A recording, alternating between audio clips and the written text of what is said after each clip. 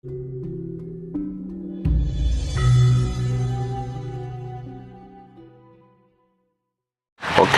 Nah, soal vegetarian Kanjeng Budi, dia menghindari makan makanan yang bernyawa gitu.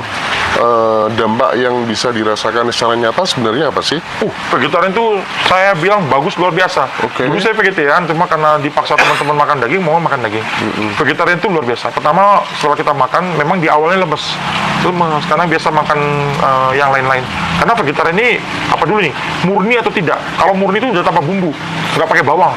Gitu. Jadi, setelah vegetarian kita lakukan, badan tuh ringan. Melangkah tuh kayak melayang. Terus yang kedua, umur lebih panjang. Umur lebih panjang, lebih awet muda. Iya, betul. Tenaga tuh berbeda. Pola pikir jadi bagus. Ngefek ke pola pikir? Ngefek. Makan daging sebanyak-banyaknya. Pikiran nggak jauh-jauh dari sawat. Oh, Coba aja. panas. Memang seperti itu.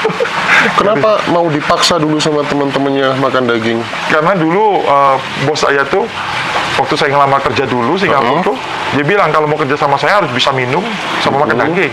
Kalau kamu vegetarian, nggak bisa terima kerja sama saya. Dulu saya masih pikir, tujuan saya kan lebih panjang. Umur lebih panjang, lebih awet muda. Iya, betul. Tenaga tuh berbeda.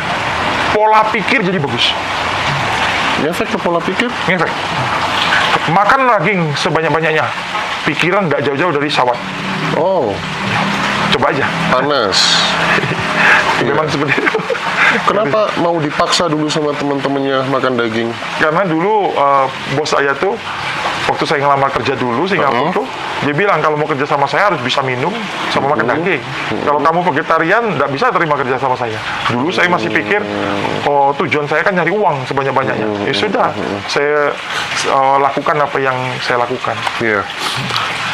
Di dalam derajat kesadaran seseorang itu kan levelnya macam-macam gitu kan ya. Ada yang dia itu hanya mementingkan dirinya sendiri aja. Ada yang mau nolong orang lain, kerjasama sama orang lain, tapi kalau ada untungnya gitu. Ada yang sudah bisa melibatkan Tuhan gitu kan. Terus ada yang sampai pada level kesadaran bahwa aku manusia dan Tuhan itu sebenarnya sama. Ada yang sampai oneness ya, satu kesatuan utuh gitu.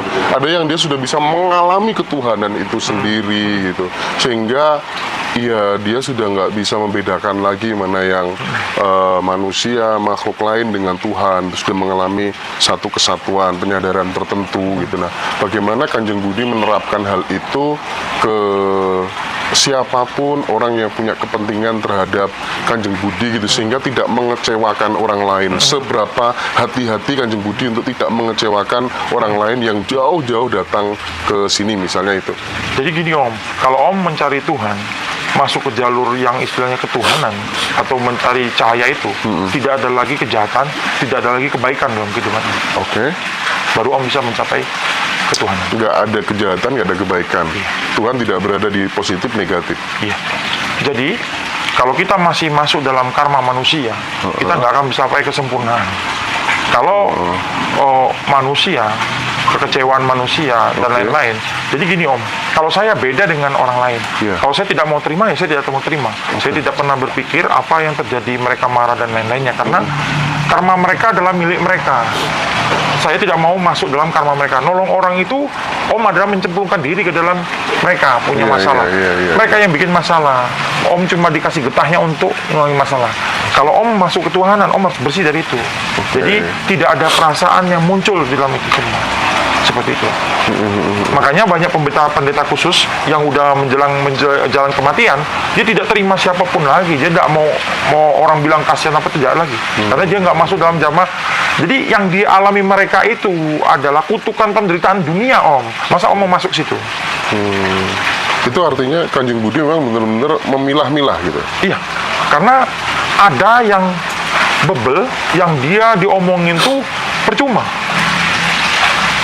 Kita udah tahu dari sebelum dia datang. Kalau Om terima dia tetap akan jelekan. Jadi gini, Om mungkin pernah rasain, Om bayin orang, setelah dia pulang ke situ, dia jelekin Om di belakangnya. Itu kayak sifat manusia Om. susah mau ngomong. Kanjeng Nabi aja nggak semua suka sama Kanjeng Nabi. Iya. Gitu noh. Jadi istilahnya kita ini jalani aja sesuai dengan apa peran kita Iya. jalani. Jangan, kalau kami itu tipenya bukan mikirin setelah itu orang mikirin ngomong apa, tidak. Kami itu berpikir hanya tuju kepada dia. Kita bantu, udah selesai tidak mau bantu, Saya dengan tega hati, ada orang datang malam-malam, saya bilang tidak bisa, saya udah mau tidur. Loh, kalau saya layani dia, saya bermasalah dalam kesehatan saya nanti. Saya nggak tidur semalam-malaman gitu. Dia bilang, saya jauh Mas Budi datang ke sini. Dari sana jauh. Banyak yang kayak gitu ya? Iya banyak. Saya bilang, Mas, saya ini capek dari pagi, belum tidur. Kalau saya nggak tidur, saya apa artinya saya di pertapaan? Saya nggak ada meditasi dan lain-lain.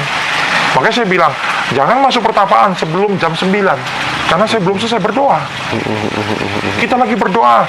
Assalamualaikum, kita lagi berdoa. Mas Budi, bagaimana mau berdoanya? Iya. Jadi, kita harus tentuin pilihan. Saya mau tamu datang, tapi jangan ganggu waktu saya. Ya, tapi kan itu bagus juga ya, bagus juga biar mereka sadar, biar mereka kapok. Kalau ada masalah itu lari cari jalan ke dalam, Betul. cari jalan ke dalam, ya kan. Bayangin kalau kemudian ditemui semua, nggak ada yang kecewa gitu ya, seolah-olah orang yang dianggap pinter itu sebagai problem solver semua masalah yang dia punya gitu. Jadi, padahal tidak sedikit juga orang yang dianggap pinter dia mumet dewe masalahnya gitu loh ya. Bayangin ya, ada ratusan WA. Bagaimana jawabnya tuh? Dia bilang, kenapa Kanjeng Budi jawabnya kok cuma kayak gitu? Oke, iya, oke itu udah sopan amat. 100 SMS kamu ngetiknya bagaimana? Iya sih, paham sih saya kalau soal itu. Terus lagi meditasi, tindung gitu lah. Saya matiin, nanti ada yang marah. Kenapa nggak diangkat telepon? Saya bilang, Pak, saya tidak pernah bilang saya ini hanya pertapa. Anda datang minta tolong, ya ikutin aturan itu tadi. Saya akan bantu. Tapi kalau enggak, ya tidak bisa bantu. Jadi sebenarnya saya kasih tahu ya teman-teman yang datang. Saya tuh berdoa juga sama Gusti.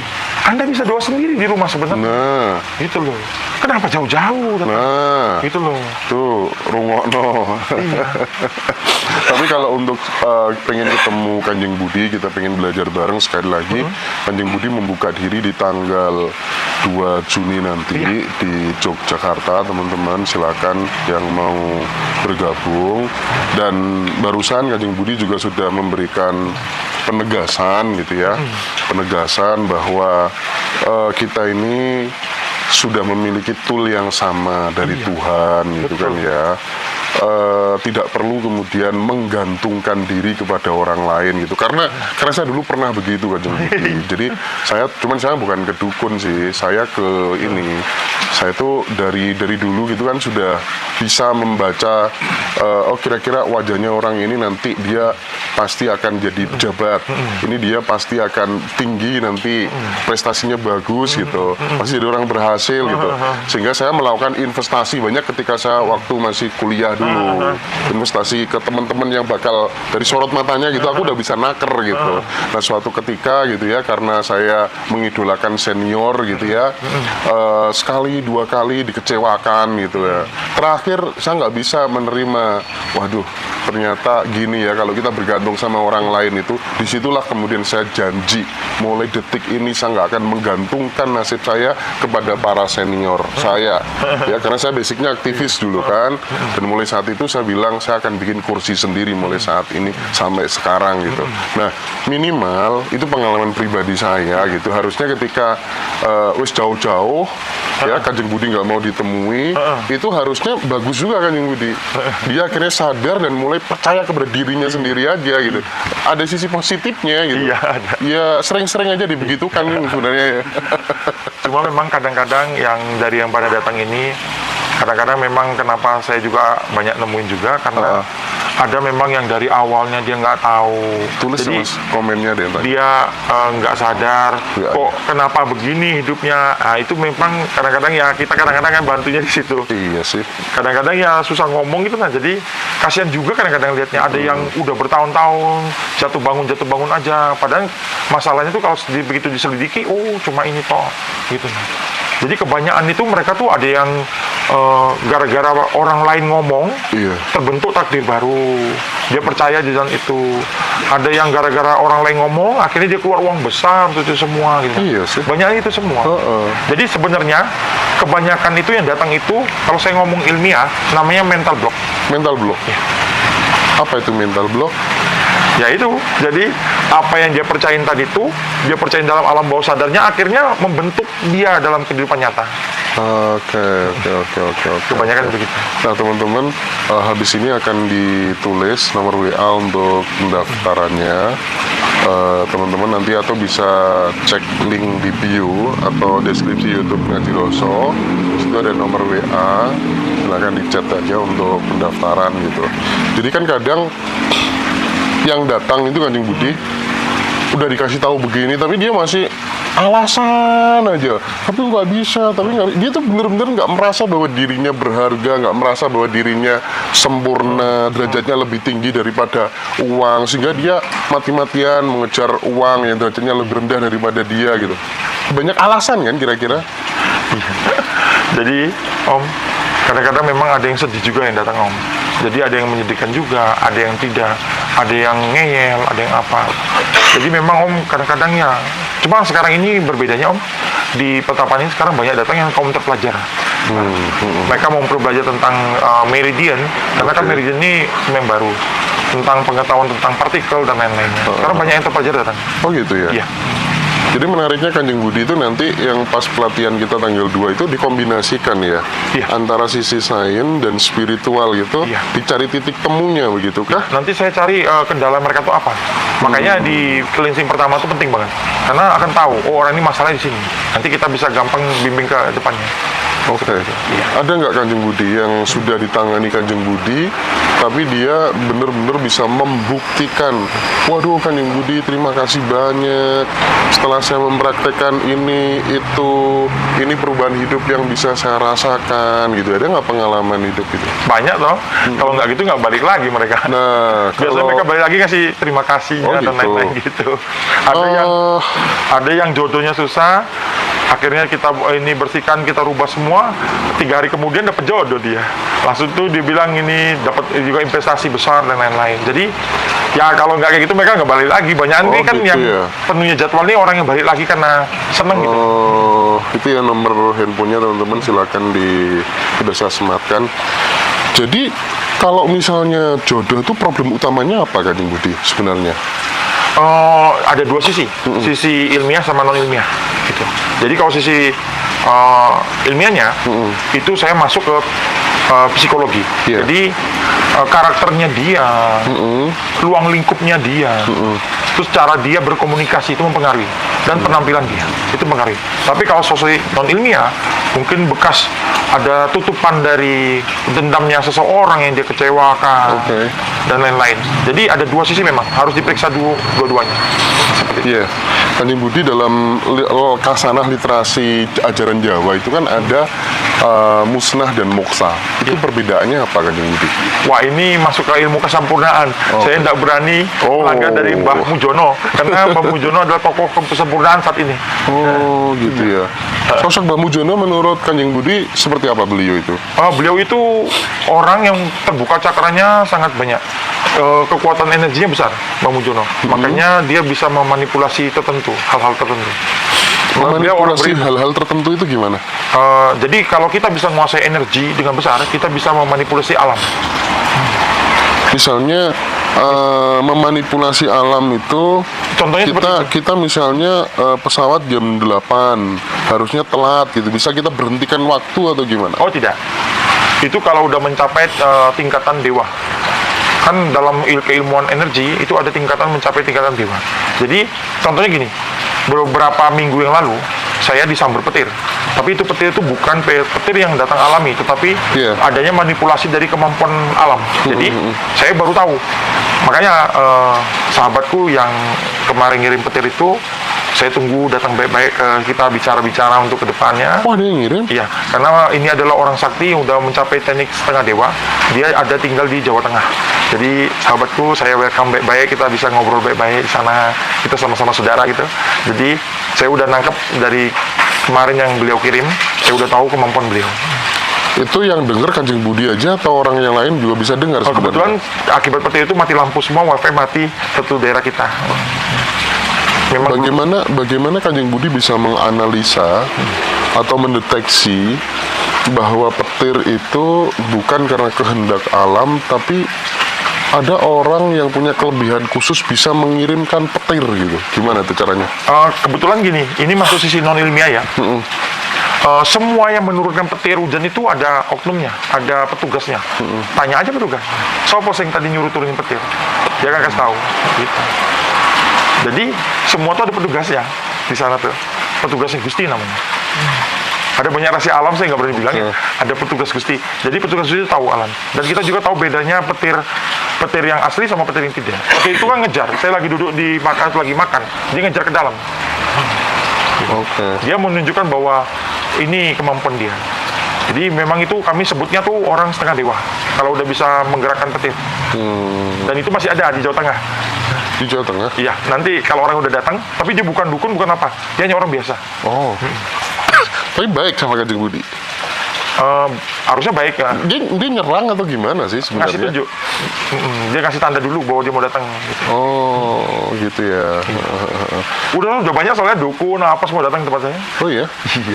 Ya, petugas Gusti itu maksudnya apa sih? Saya pengen tahu. Dia yang ngatur lalu lintas turunnya hujan, ngatur petir atau gimana Iya, sih? yang namanya perintah untuk bekerja. Jadi semua alam ini bekerja karena ada petugas-petugasnya yang pegawainya Gusti langsung. Kita ngomong gampangnya ya, pegawainya dari Gusti.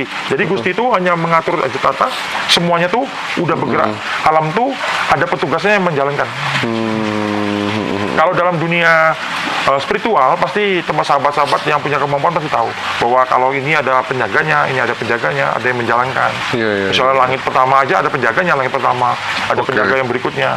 Jadi nggak sembarang orang bisa naik ke langit pertama, pasti dipukul balik ke bawah kalau nggak Gitu melewati ya? dia. Iya, Oh. seperti itu. Seperti Ini itu.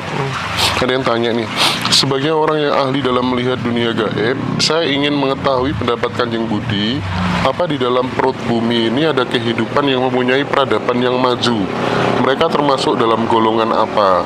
Bagaimana mereka memenuhi kebutuhan energinya? Gitu kan ini? Dalam perut bumi ya ada kerajaan. Jadi dalam perut bumi itu ada istana dan kerajaan. Makanya kalau kita ngomong sisi agama ada lapisan. Kalau kita bicara di non agama memang ada kehidupan.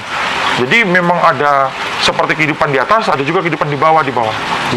Contohnya aja nggak usah jauh-jauh. Ular bumi. Ular bumi Yeah. itu kan berasal dari dalam bumi. Warnanya hitam besar, naga bumi. Warnanya hitam besar. Itu tidak boleh keluar. Kalau keluar dia menimbulkan efek gempa yang luar biasa. Jadi belum lagi ada satu makhluk yang berasal dari bumi bisa keluar juga, itu seperti mirip kadal, tapi bukan kadal, itu juga dalam bumi. Tapi juga banyak goib-goib yang dalam bumi. Banyak sekali dalam bumi itu. Mereka mendekati titik. Jadi ada api yang lebih panas daripada matahari dalam bumi soalnya. Oke. Yang disimpan di sana. Dan anehnya bumi ini nggak hancur. Nah, Kanjeng Budi kan ada, kita kadang kalau di Jawa gitu ya, spiritual Jawa identik dengan memakai benda-benda pusaka gitu kan ya, memakai sebutnya saja misalnya kayak jimat, batu cincin gitu ya. Itu mekanismenya, caranya bekerja sehingga bisa membantu kita itu gimana sih? Ya, pusaka-pusaka itu bekerja dengan energi juga. Oke. Jadi biasanya pusaka yang ditarik itu mengandung energi dari tempat asal dia muncul. Misalnya di sana di pohon yang ada gundurwo, jadi tarik nanti pusaka itu ada kekuatan gundurwo.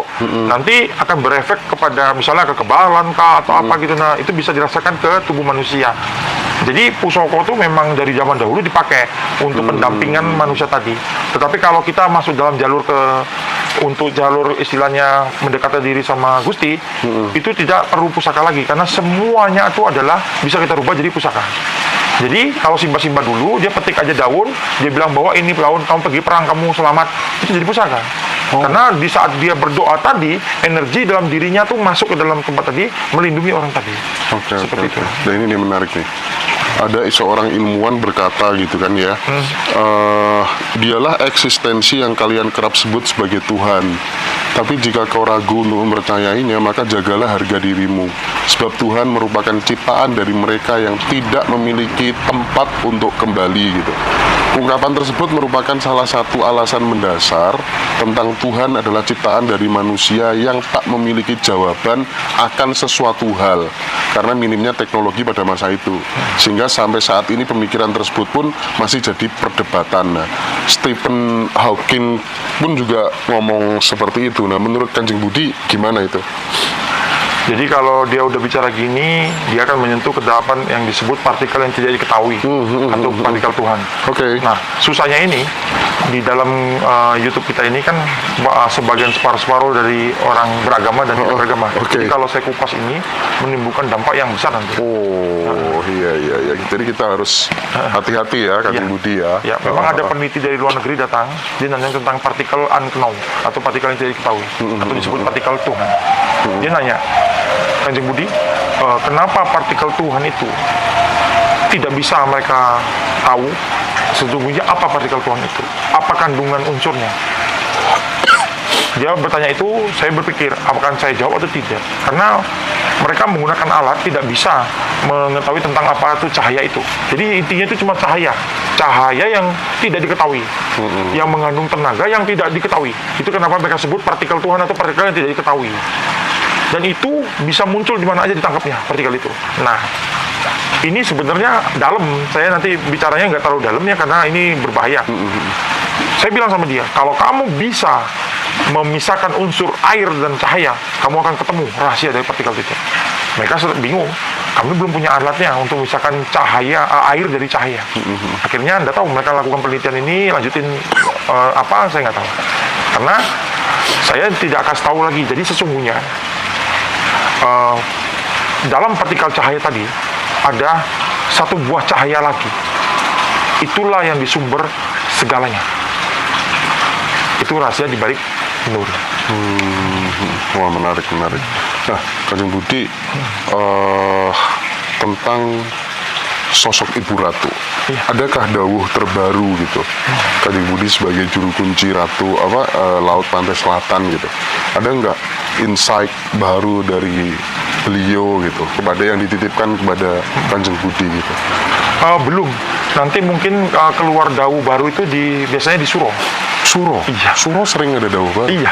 Satu Suro mulai itu biasa ada dawuh baru. Kenapa Kanjeng Budi dengan Suro? Suro itu bulan berbeda di Tanah Jawa. Jadi kalau keraton itu kami masuk ke laut nanti itu di 15 Suro. Jadi kami biasanya keraton mengadakan labuan-labuan di 15 Suro. Biasanya di saat acara besar keraton baru dawuh muncul. Kanjeng Budi melakukan larungan terakhir kapan? Terakhir itu ya di Suro yang lalu. Enggak, yang sama klien misalnya. Tadi malam. Malam Minggu. Malam Minggu. Iya. Selama melakukan larungan di Laut Selatan sama beberapa teman, ada nggak peristiwa aneh yang dialami oleh Kanjeng Budi dan si klien gitu? Banyak. Jadi, contohnya. Misalnya gini, ada kemarin yang datang larungan, ternyata selama ini dia belajar sama gurunya, dia nggak tahu apa itu. Jadi pas larungan kemarin, pas saya berdoa, tiba-tiba keluar leaknya, berontak-berontak. Akhirnya saya ambil tangannya, saya masukin ke pasir, dulu saya kunci, jadi dia nggak bisa berontak. Lalu saya lanjutkan dulu doa, baru saya marah-marah sama makhluknya, akhirnya lepas. Dan akhirnya dia lepas selamanya dari gangguan itu tadi. Ada juga yang lagi larungan, sudah selesai larungan, begitu saya berdoa, mereka pingsan dua-duanya anak beranak. Kami akhirnya stop dulu doanya, nungguin sampai dia selesai. Jadi banyak sekali. Ada juga yang di air tuh dia kesakitan kena airnya pas kita mandikan. Jadi tergantung orang itu. Biasanya apa yang terjadi dalam hidupnya pasti permohonan tuh banyak terjadi hal-hal yang aneh-aneh. Ada ya tiba-tiba muncul orang lari-lari di atas air itu gitu. Nah, jadi ada yang tiba-tiba muncul ada benda jalan ke arah dia gitu. Nah, kemarin ada yang serunya lagi tuh pas dia kita ambil pasir itu, pasirnya keluar sesuatu yang berbeda. Jadi istilahnya banyak sekali macam-macam ragamnya yang aneh-aneh. Ada juga yang baru mau dibikin bunganya rusak terus, busuk terus, tidak bisa dibikin.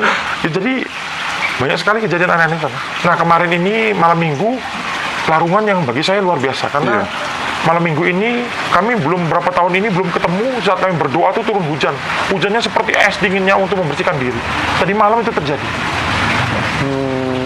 ombak laut itu iramanya muncul. Dari situ aku bilang, wah luar biasa ini. Tadi malam ini kan ada tamu dari Ngajiroso, ada berapa yang larungan itu bagus sekali, luar biasa tadi malam.